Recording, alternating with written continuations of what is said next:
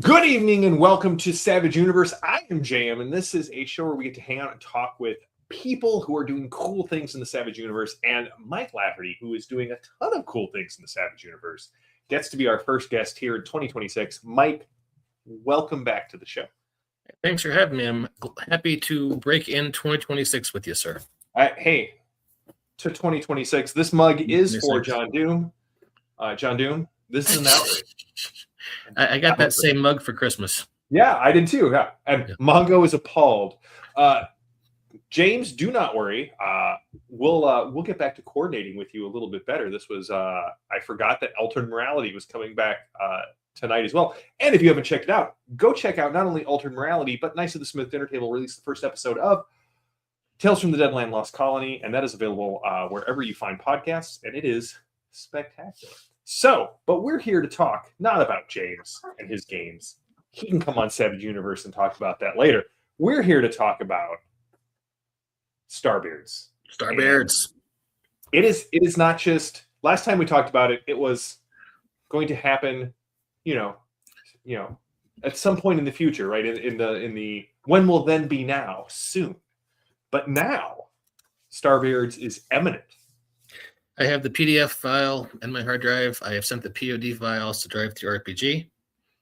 And it's waiting for a print proof.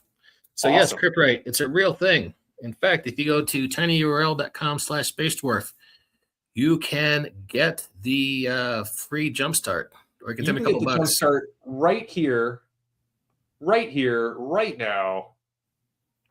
Pasting in the plain text. There you go. You can get the that the jumpstart there, and then we also have here is the link to the Backerkit if you want to be notified as soon as it goes live, and it's going live in like 4 days. Yeah, the 13th, so 5 days, close enough. Yeah, 4 and some change. So we had a few false starts, but this time for sure, Rocky.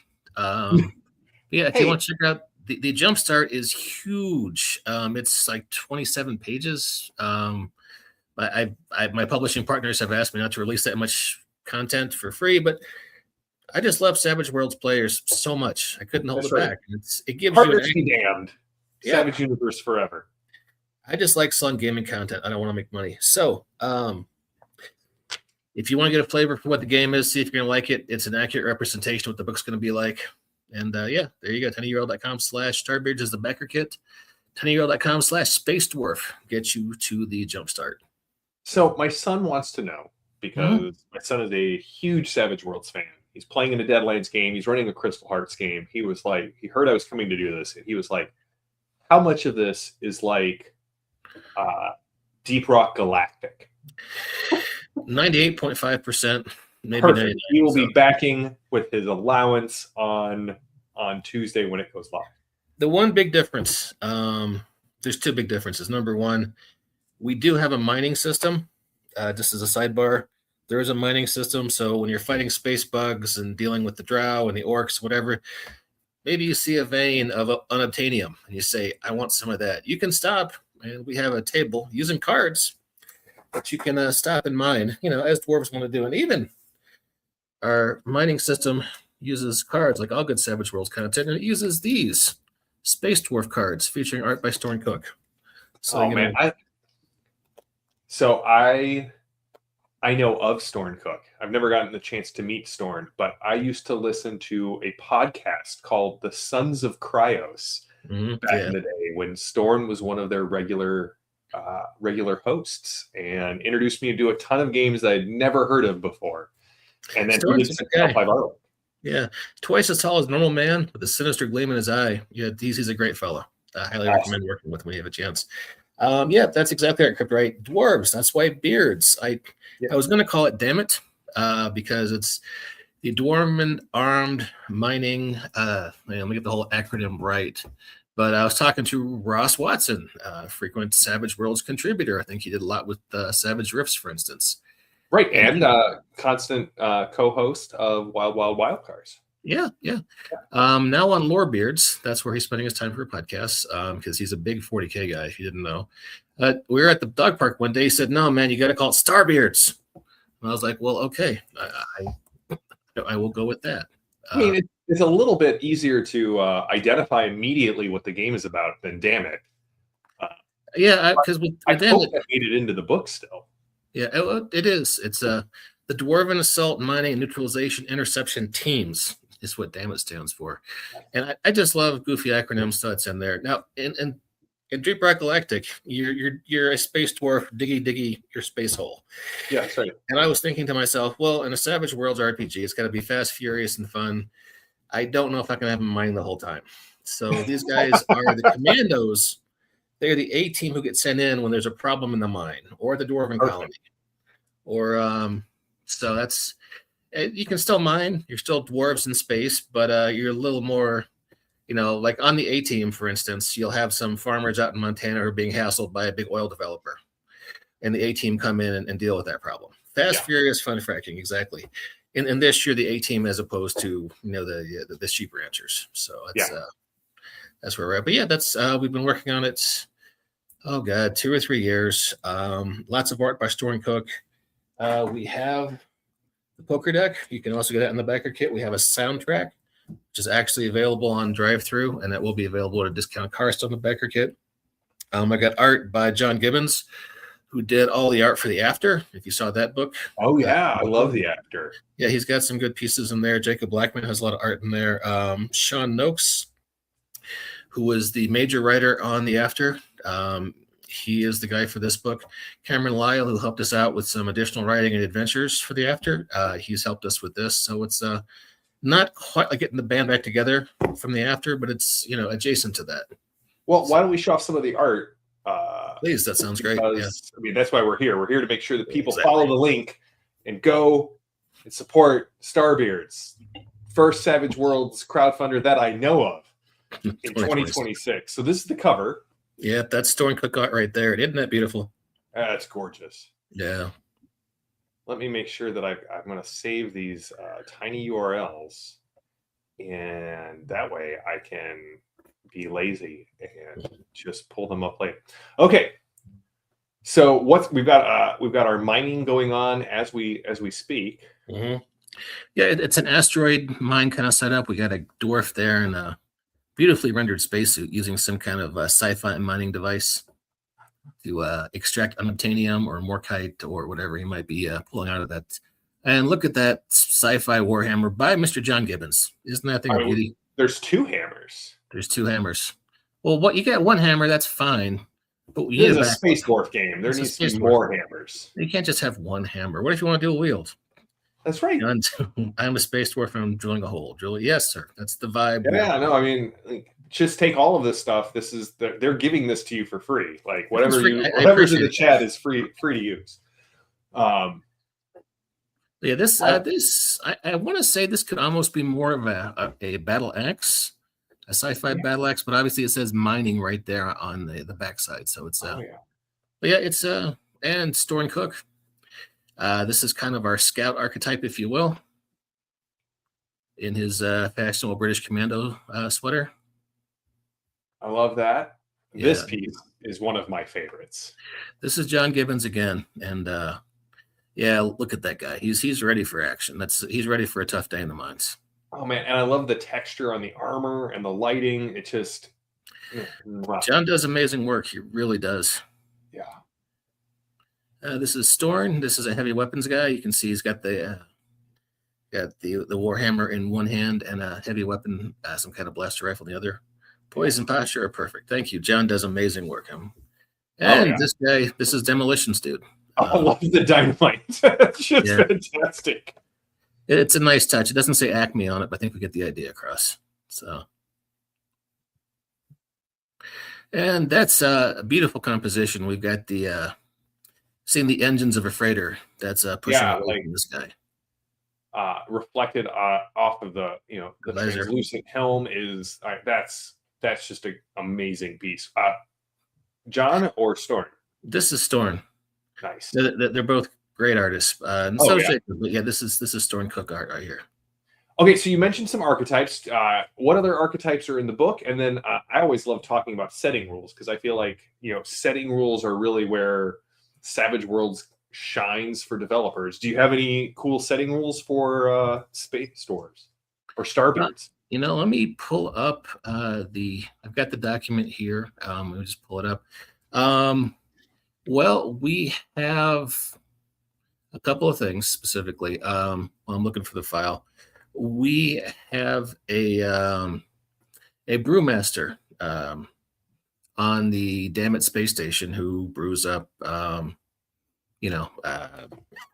special brews that can give you different bonuses. And we have a perk for different kinds of beards because it's a dwarf game. Yeah. So we're just embracing that whole cheesy space dwarf vibe. Those are the two big things that we're doing that kind of set it apart. As I mentioned before, we've got there are mining rules. We've got nice Irish fellow contributed an idea for us, Rock Talk. So stick with me on this one. Okay. In the setting, the dwarves have fled the decadent civilized worlds of the galactic core. They want to get away from the humans telling them how to live, the elves looking down on them. So they go out to the rim to do their own thing. The problem is resources are scarce in the rim, and they're doing the best they can to hold on. So they explore alternate income paths. They set up a streaming service called Rock Talk, and Dammit squads who want to can put on the sci-fi equivalent of a GoPro and live stream their adventures and build up social media fame and notoriety.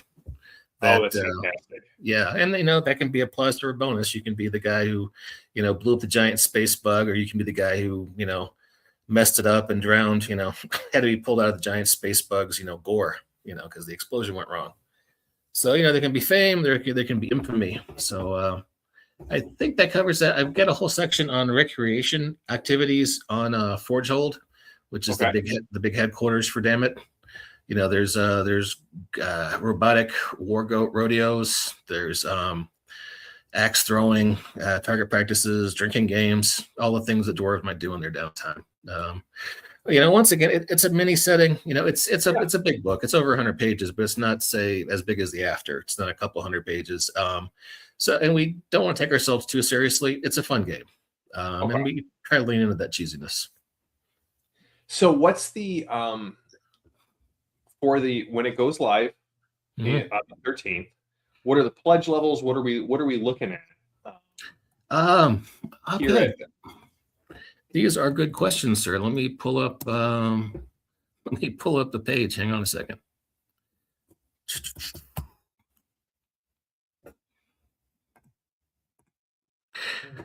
Throws goes live on the 13th, and I'm gonna have to apologize, J-M. I can't log into Backerkit right now. Don't worry about it. So, well, then let's talk about what's in the Jumpstart. What's in the Jumpstart? All right, let me pull that up real fast, and I can. Perfect. If you want, I can share my screen. We can just walk through it. Let's do it. Okay, I am pulling it up, and share. Oh yeah, they had I got the same email. Having to reset Backerkit. Really? What happened? Yeah, this is probably some sort of. It got hacked or something. Yeah. Okay. Thanks for letting me know. I'll check into that. So. Okay, I am trying to share my screen. Outrage. It's outrage. Mongo is appalled. Mongo is appalled. I want to say the entry level was either $20 or less. It might have been 15. So yeah, it's a low point of buy-in, and there's a lot of cool add-ons like cards. Yep, there we go. Looks like it's come through. That is another cool piece of art by Mr. Thorne Cook. Oh, very cool. Yeah, let me get down. Scrolling through there. All right, so. I start with a pretentious Tolkien quote because you have to. Then we kind of set the story, talk about who did. Do you mind if I page through this as we go? No, go ahead. Oh wait, you got it yourself. Okay, or is that me? I think that's me. Okay, yep. Okay, I didn't realize Do you have this file? Are we looking at it on my system or your system? You uploaded it, and I'm the one who gets to Oh, control it. doesn't work like I that. have the power. You have the power. I All right, respect what your page should I go to? Looks like you're on page 4. Yeah, I'm on slide 4 here. So, Yeah. I mean, it's a beefy, like you said, it's a beefy jumpstart. It's 27 pages. Yeah, I want to say we have 6 short scenarios. Got these little grain maps that are supposed to simulate sort of hastily rendered scout maps. So they're like that. particularly Nice. accurate or detailed, just enough to get you into trouble. And the goal is to get you playing as soon as possible. Here's your situation. Here's the monsters. Let's jump in and play. Very cool. And you said the book's gonna be POD. Book's gonna be POD. I am awaiting print draft, print proof. It's been ordered. So yeah. Hang on. I think I might. Yeah, I've got the full PDF up in my other window. Yeah, it's 118 pages. If you want, I can share that one too. We could page through that. Yeah, let's do it. Here, I'll pull this one down. And John Doom wants to know: are you going to be running the Jumpstart at all during the upcoming SavageRiffs.com? I just don't know what that is. This is my first time hearing about it, so I would. John Doom, put the notes in the chat and let us know. Civil Savage, good to see you. Happy New Year, buddy. Hey, Civil Savage, good to see you. I'm glad you've been looking forward to that. I've been looking forward to getting it into your hands. The Backerkit goes live on the 13th. 13th, yeah, any day now. So, all right. So if you want to page through, I've. All right. You can page through. I could just put it in the notes. Oh, okay. So this is entirely your control. Gotcha. All right. So we start the introductory fiction because I'm self-indulgent like that. Get through that. Look at this recruitment poster. Isn't that beautiful? Then we get more introduction. What is damage? What of the? And here we are, beard edges. This was Sean's idea, and I think it's brilliant. For instance, Blinkbeard. If you're the Blinkbeard clan, your beard is embedded with the glittering panoply of dimensional crystals. Once per mission, you can use an action to teleport up to 12 feet to a spot you can see. Opponents who are adjacent when you teleport away don't get a free attack. So, and we've got just several of those. Weird Beard. It's character's beard is not in a forbidden arcane pattern, and they are attuned to a nearly forgotten art of magical brewing. Mark this edge as an arcane background, Weird Beard, and gain appropriate abilities as found in the Dwarven Brew Mastery section a bit later on. Your equipment loadout will also come from that section, and the standard damage loadouts are forbidden to you. So that's fun stuff. I really enjoy that. And we have loadouts for the different archetypes: close quarter specialist, combat medic, demolitions, engineer, scout, heavy weapons, some of the art we saw before. Here's the Dwarven Brewmaster section. And here is the Gazetteer. I wish we'd done this map a little bit bigger, but this is the part of the galaxy that the dwarves have gone to, this Sigma Quadrant. And I've got so many factions, J-M. There's Drow over here. There's a Goblin Co-Prosperity Sphere over here.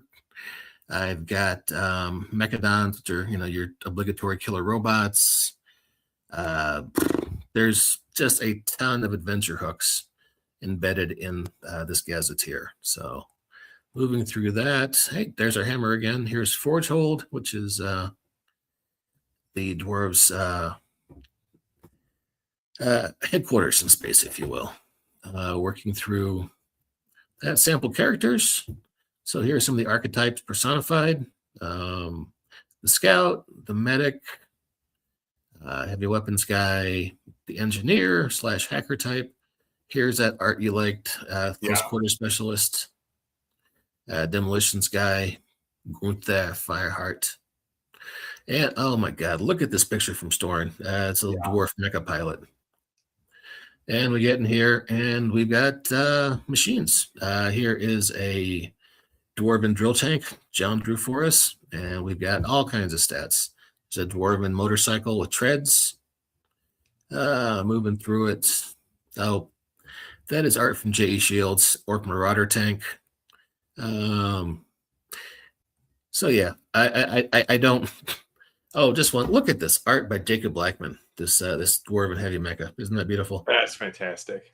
So yeah, that's about half the book. There is a ton more. Look at this dwarven myth. This is an orcish mech. Kind of falling apart. Look at this. This I told Storm I wanted to do some of those orcish wolf riders like you see in The Hobbit, and this is kind of my interpretation of that. So, oh, that's fantastic. So now I've got to ask: do the Drow have driders that are mechanical spider bodies? We do. While we're in the mech section, here is the Drow mech flare. Oh, that's just freaky as hell, right? Yeah, 100%. And yeah, let me get to the Drow. I've got some art for that. Yeah, boom, there we go. Drow Cyber Drider. That is exactly what I would want it to be. Yeah. That's the thing that would step on player characters' heads when they're incapacitated, right, John Doom? Oh, hey, John Doom said next week in SavageRifts.com is doing a free online convention for any Savage World setting. You can just go to SavageWorlds.com or SavageRifts.com/con and sign up. So, I mean, you know. I had never heard about that. That's all right. That's cool. I'll look into it. But yeah, this is art by Jacob Blackman here, and it's Champion says smush heads. That's right, smush the heads. You know, I was actually talking to Owen Casey Stevens, the guy behind Space Finder or Starfinder. Okay. And he was like, you know, I'd love to adapt this to Starfinder First Ed, if you don't mind at some point. And I'm like, well, it's heavily inspired by that kind of science fantasy. So yeah, sure, that might happen in the future. We will see. So. The art is so good. Hey, thank you. Like I said, this is Jacob Blackman. Jacob does amazing work, covers and interiors. But yeah.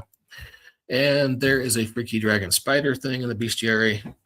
More space dwarves. Jacob does just amazing space goblins. Just look at this guy. So that guy's yeah. The art is so good, Mike. Yeah, here's a little chainsaw goblin. Yeah, it's I want it to be a big, beautiful book, and you know, honestly, I could have spent like 3 times what I did on the art, but you know, I have a mortgage and a kid to provide for, so I had to rein it in. Yeah. But that's why there are stretch goals. That's right. On the Backerkit, we have got a bunch of adventures that didn't make it into this book, unfortunately. Although we do have a lot of adventure content. And those have additional arts, and those will be stretch goals on the Backerkit. So we've got a very low initial goal. It's going to be like $500. Because you know the book's done. You'll be able to get the PDF within a week or so of backing, and I'm just waiting on the print proof. So it's going to happen. We're just kind of doing this to recoup some of the expense and see if we can fund the adventures. So awesome. That is where go out and sign up. There's almost 300 people signed up on the Backerkit right now. Yeah. More creepy spiders for fighting in caves. Here's the obligatory evil robots you have to fight. Mine shark. Check out this guy. Here's one of our orc pirates. And I asked Jacob to really take some inspiration from the old Rankin Bass orcs with the way his face is made there. So that's yeah. So fun stuff. Here's when we get into all these short adventures we saw in the sneak preview. And here's the map for the longer adventure we've got in there, the Starseed Horror. And and now we get into, just because I couldn't stop myself, I have a bunch of appendices here, and one of them is a bunch of adventure hooks that are specifically tied back into the Gazetteer we saw earlier. Okay. And features some stat blocks and quick adventure hooks. This guy here is Iron Spur. They are basically cyberpunk centaurs. They were core worlds, rich humans who got deeply into body modification. And they decided to make themselves into these and go out and, found a colony on the galactic fringe. So you can deal with those guys. Gel folk. those might look familiar to you. You might think to yourself, that looks a little something like a race I remember from a classic sci-fi RPG. And you'd be wrong. This is completely a unique entry that, isn't inspired by Dracolytes at all. Don't even think that. But yeah, that's the gel, folks. Granthonites.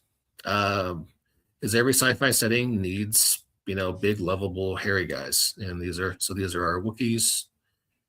Cat people, because it's a sci-fi setting, so you've got those. Gotta have cat people. Lizard people, lizard those. Yeah. And this ties into, I was on this show last year talking about Raiders of the Ghost Zone. Mm-hmm. And the Ghost Zone is in our Gazetteer, and it is one of the locations that you can find in here as well. Lizard Men, we got space vampires. We've got space Ravenloft, basically. There's this rogue planet, like from Flash Gordon, that terrorizes the outer realm, being directed by these horrible space vampires who will occasionally stop and raid colonies with shock troops of, units of werewolves and whatnot. So just all kinds space. I thought of Space and Loft. That's beautiful.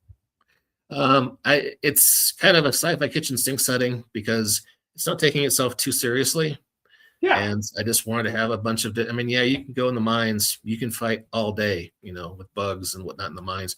But there's a lot of other stuff we can do. And we've got a whole backstory of the dwarven diaspora and the Galactic Rim and things they can encounter. And not all of these adventure hooks has you shooting things or hitting things with your axe. There are a few that call for role-playing or negotiation. Maybe you want to make friends with Space Dracula.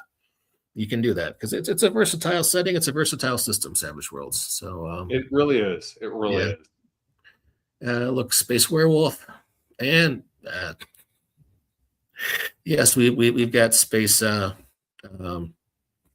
Minotaurs. Yes, Minotaurs. Nice. And Turtle Folk. So anyway, and that's where the book ends. Mike, this is fantastic. I'm so looking forward to this. Yeah, I got to say, I was really happy when the Sci-Fi Companion came out when it did, because it made this a lot easier. And it made me hope that, Savage Worlds people are going to be enthusiastic for more space fantasy, more space RPGs. And this is sort of a love letter to, obviously, Deep Rock Galactic. But as you just saw, there's all kinds of different adventures possible in this setting. And just hope people like it. Are they coast to coast? Depends which coast you're talking about. But yes, we have the Ghost Zone, which has ghosts. And you can, it's haunted shipwrecks. We have a few adventure hooks where you have to, retrieve. John, I'm glad you're enthused, John. Yeah, he has a pretty man voice too, just like Zorak. He has a pretty man voice? Yeah, Zorak's got a pretty man voice. I loved Space Ghost. Okay. I have Zorak's song memorized, and I will sing it randomly to people, but not on the show. That's fun. Did you know that they have a Space Ghost comic out now? Yeah. Yeah, it's back. The art's pretty good. I had the writer on my podcast, the BAMF podcast, last year. Cool guy. Awesome. Yeah. The one that I just picked up on a whim because I've heard so much about it, and I am now immediately hooked. What's that? Heard the Energon universe? Oh yeah, Jacob Blackman tells me about that. It's the I read the first 12 issues of Daniel Warren Johnson's Transformers, and it is spectacular. Anyway. No, it is really cool stuff. My kid, who is 12, I can't show it to him because it's next level violent. It is cartoonish level of violence. Like robots are getting their arms ripped off and their heads blown off, and humans are being squished by robots. Yeah. My son, who's almost 14, was like, "Can I read this?" And I'm like, "You read the Absolute Batman annual, so there's nothing in here that you didn't see him do in that one." And he got home from school. He's like, "Yeah, that was really good, but there's a lot of robot violence in the comic." There's a lot of robot. Occasionally, there's a character you really like who he starts at the beginning of the issue and he's not around by the end of the issue. Yeah. You're like, oh shit, okay, I guess they weren't messing around with this one, were they? So yeah. So now I got to go pick up the GI Joe ones because apparently they like.